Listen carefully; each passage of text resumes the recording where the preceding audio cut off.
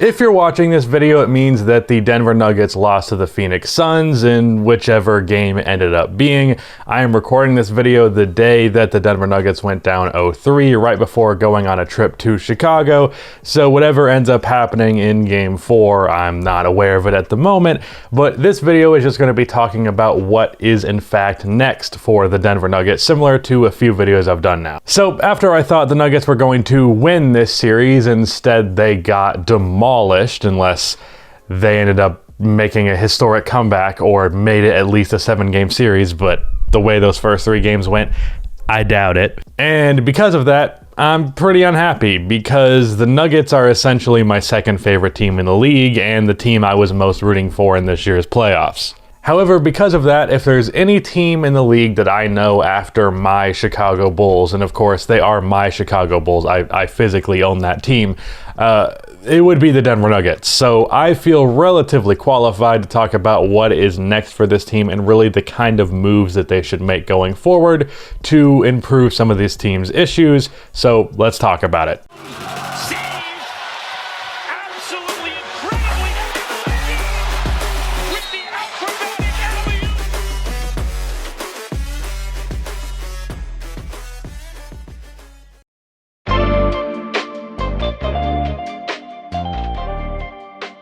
Before I continue on with this video, about half of the people that watch these videos are not subscribed, so if you fall into that 50%, then subscribe. I am trying to hit 200K on this channel by the end of the year, so I would much appreciate it. Also, drop a like on this video. It only takes 1 second, and it makes a massive difference.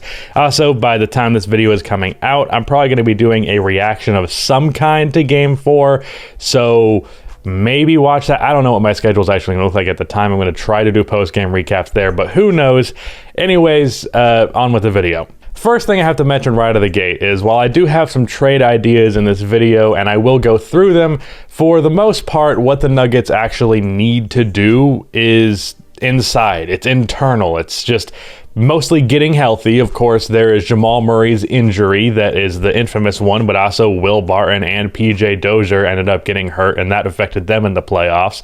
And then there's internal improvement. Michael Porter Jr. getting more reps under him and improving defensively, improving with his ball handling. All those sorts of things, other internal improvements. There's really a laundry list of things that the Nuggets need to do or will do or should do, and really all of them are kind of already moving in that direction. Like, the adjustments this team needs to make are not things that they have to reach that far to make, which is a good thing. It's a good thing this team is in this position, but you know, they are in this position and it's just a matter of injury. So hopefully just getting healthy, having some internal improvement, that's going to do 95% of the work for you for this offseason and for the future. So if you're expecting me to make a video where I just say, trade 9 first-round picks and every player on the roster except for Jokic for Damian Lillard, well, this is not that type of video. Really, it's those internal improvements, some small changes, and ideas for a bit bigger changes I have in this video,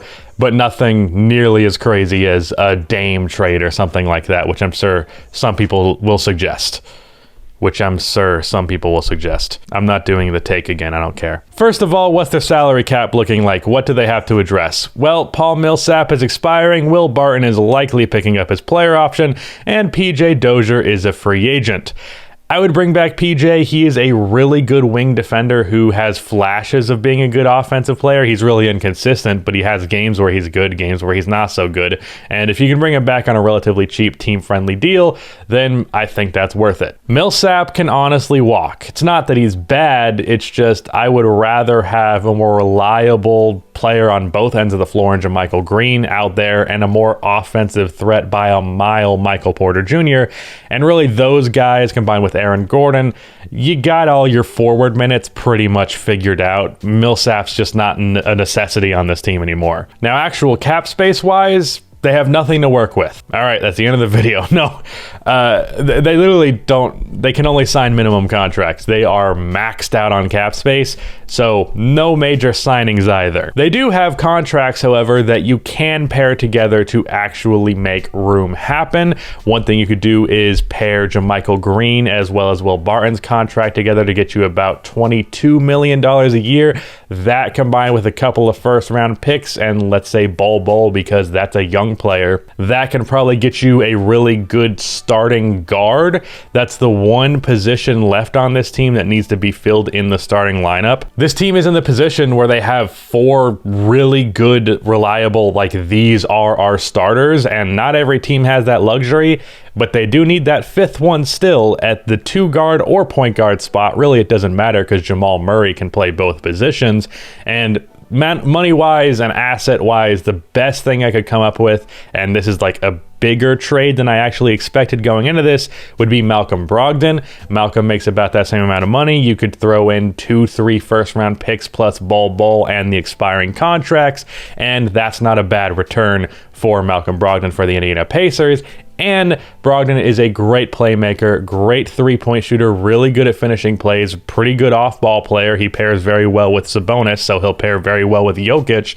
And he's a good defensive player, which is a problem area for this team. Really, I love the idea of that trade because you get some more playmaking out there and then you just get more of what you already have going good for you, which is guys who are intelligent off-ball players and more defense. But that's really the only idea I had in getting a guy like that, or just like a really reliable starting guard, because the other players in the league who maybe fit that criteria either are too good, too expensive, or their contracts are expiring. So there's really nothing that can be done there. There's just not really a perfect situation with that money, with those assets, or just a player who's under contract outside of Malcolm Brogdon that I could think of. Keep in mind, I put this video together at fucking 3 a.m. so I have basically a fucking nightmare right now is what this video is. But let's just say you make that move. By the way, the reason that I suggest they trade Will Barton in a salary filler is A, you're gonna have to pay him this next offseason after this one,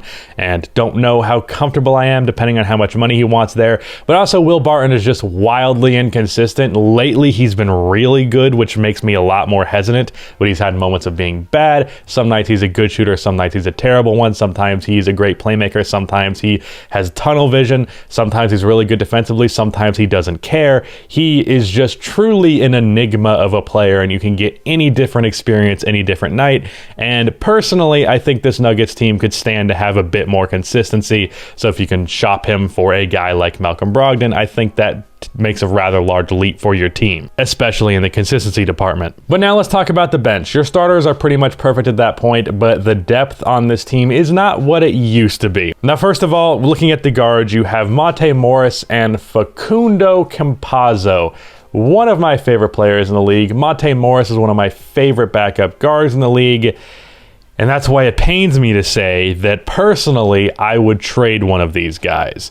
And that's not because either of them are bad. They're both guys who can play 25, 30 minutes a game in the playoffs, and that's nice to have off of the bench for damn sure. But I feel like both of them is kind of too much of a good thing and a little unnecessary. Like, Campazzo is 5'8" and Morris is 6'1". There's some defensive liability there, even if Campazzo plays a lot bigger than he is.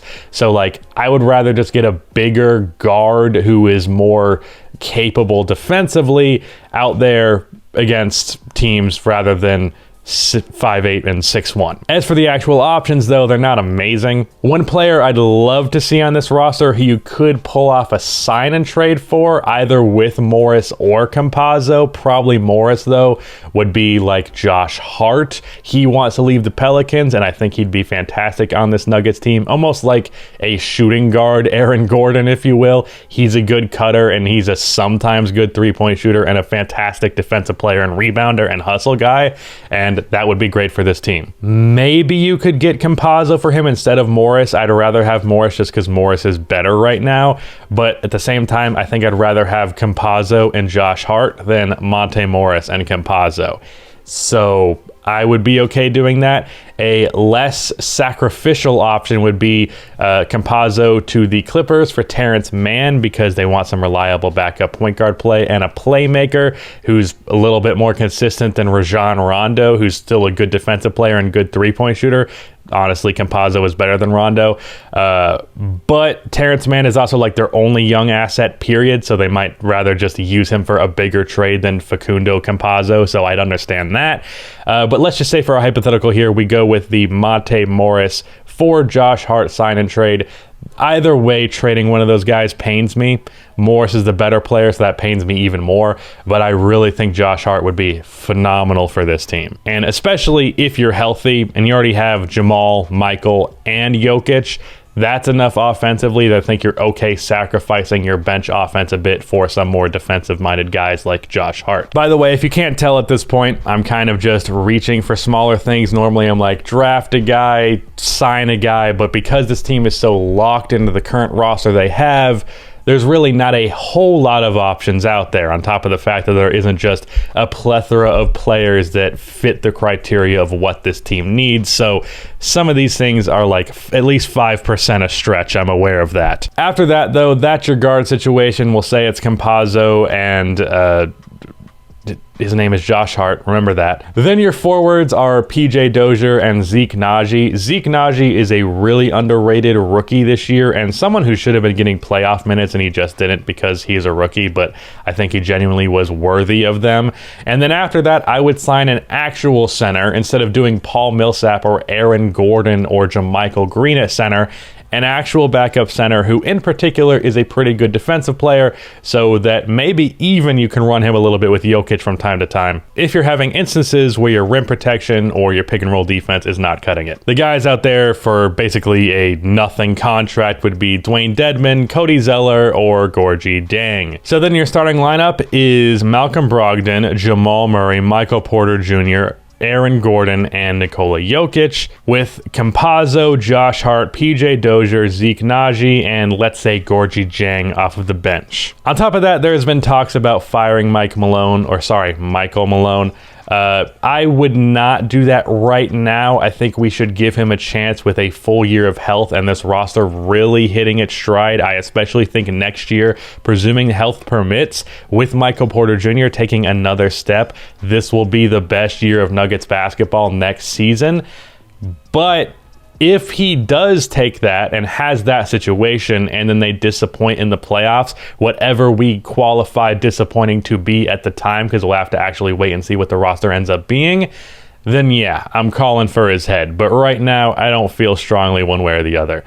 But really, this video was just me throwing shit at the wall. Hopefully, some of it's not a bad idea. Really, it's just addressing consistency, addressing defense, and yeah, that's what I think this team needs to focus on. But ultimately, if you're a Nuggets fan, though, of course, losing is not a good feeling, you're definitely in a position in the next coming seasons where you can put together a championship roster, and you should feel happy about that, because I'm a fucking Bulls fan and I'm not feeling that right now. And most fans in the league are not privileged to have that position, so be happy about it. But you can still be sad about your current spot, you know, feel the emotions you currently are. I know it's very, very sad. I also attach all of my mental health and well-being to the success of my basketball team, which means I'm doing very well because the Bulls are my basketball team. Anyways, this roster is already great. Just health, more time together, more reps, all that stuff. It's going to make a world of difference, more than any kind of trade would. So yeah, shout out to Rudy for editing this video, and on short notice at that. Rudy is the homie, so appreciate you, bud. Anyways, that is the end of this video. Please be sure to like, subscribe for more content like this, and cue the outro music.